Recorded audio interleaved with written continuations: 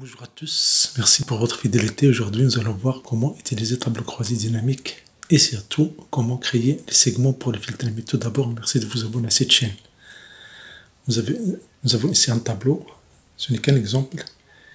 Et donc, pour créer tableau croisé dynamique, je fais insertion puis tableau croisé dynamique. Et voilà, j'ai ici, je dois vérifier est-ce que j'ai pris toutes les colonnes, tout le champ. Et puis, je choisis est-ce que dans une nouvelle feuille ou bien la feuille existante. Je choisis une nouvelle feuille. Et voilà, j'ai ici le tableau. Si vous voulez changer le format de tableau croisé dynamique, autrement dit, vous voulez le format classique. Le format classique où on va cliquer et glisser et déposer. Vous pouvez le faire. Il suffit de faire un clic droit sur cette zone-là et choisir option de tableau croisé dynamique. Une fois que vous avez fait ça, vous allez choisir ici dans affichage. Dans affichage, vous allez cocher disposition classique pour glisser et déposer. Vous validez par OK. Maintenant, il suffit de cliquer et déposer. Et puis je clique et dépose service. Et puis je clique et dépose effectif dans le champ des valeurs. Immédiatement, le tableau croisé dynamique est calculé. Dans une fraction de seconde, vous avez ici le total des effectifs par service et par gendre. Ça, c'est rapide et c'est immédiat. Voilà la magie des tableaux croisés dynamiques. On n'a même pas utilisé les formules et tout est calculé. Vous pouvez cliquer sur création et puis disposition et choisir le mode tabulaire. Comme ça, la position du tableau croisé dynamique est bien claire. On peut changer la taille du colonne si on veut, ce n'est pas obligatoire. Juste si on veut. Maintenant, les données sont là. Il suffit de cliquer sur création. Et dans création, on va choisir le style. On a le style clair, le style moyen. Choisir un style clair.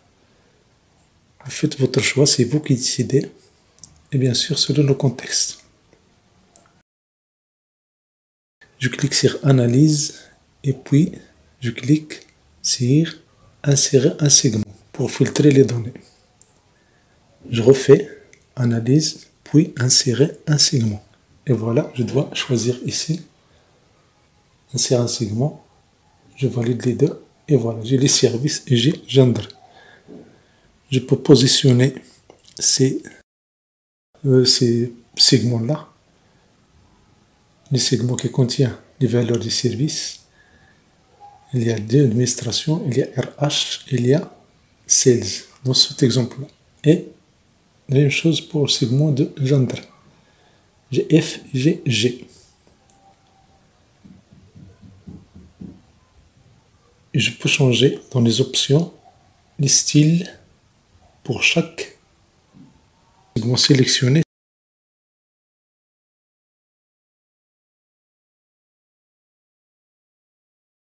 Donc, option pour service, j'ai choisi vert. Voilà, j'ai bleu et vert. Je peux déplacer là où je veux. Je peux changer le zoom de la feuille de calcul pour bien voir la position de ces deux segments-là.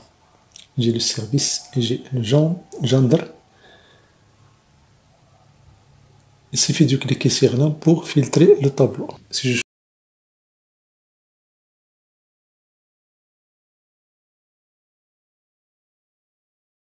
clique sur RH, je vais avoir les données de RH. Si je clique sur Sales, je vais avoir les données de Sales. La même chose pour gendre. Si je clique sur F, j'ai les données de F. Si je clique sur G, j'ai les données de G. Et pour annuler ça, je clique sur X. Et voilà, j'ai les données. Avec X, j'enlève le filtrage.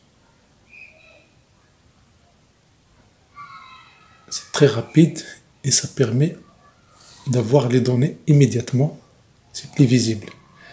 Je peux changer la taille de ces fenêtres. Prends par exemple pour service. Je peux allonger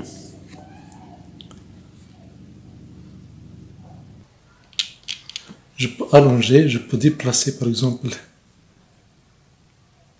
ces fenêtres-là, service et gendre.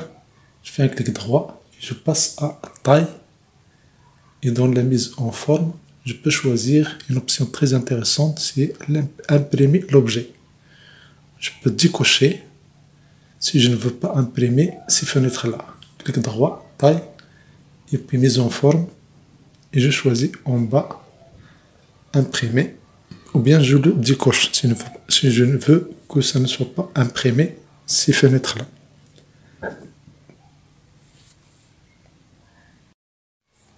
Et voilà, je peux changer le format et si je veux percevoir l'impression, je vais voir que le service sera imprimé. Même si je change d'orientation, je vais avoir que cette figure là sera imprimée dans mon rapport. Si je ne veux pas que ce soit imprimé, c'est très simple, il suffit de faire un clic droit et je vais décocher l'option imprimer.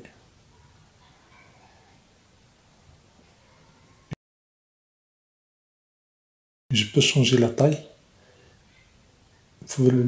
Si je clique sur administration, j'ai les données d'administration.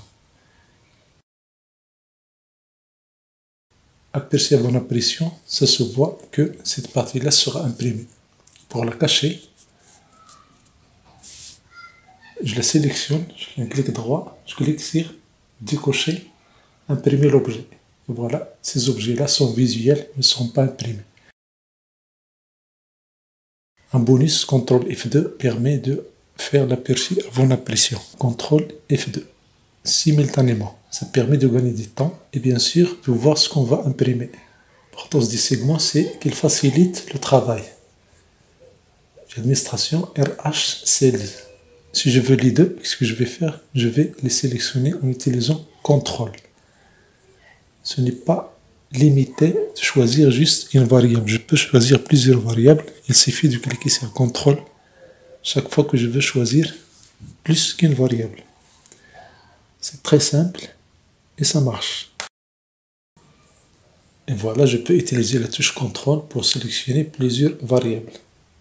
Vous voyez, je peux changer la taille des colonnes. Utiliser la touche CTRL pour, si je veux par exemple RH et Sales. Je clique sur RH, puis je clique sur Sales par la touche CTRL. Et j'ai les données dans le tableau immédiatement. Administration et Sales. J'ai les données. Les calculs se font rapidement et facilement. Merci pour votre visionnage. Si vous avez aimé cette vidéo, merci de la partager. Je vous invite à vous abonner à cette chaîne.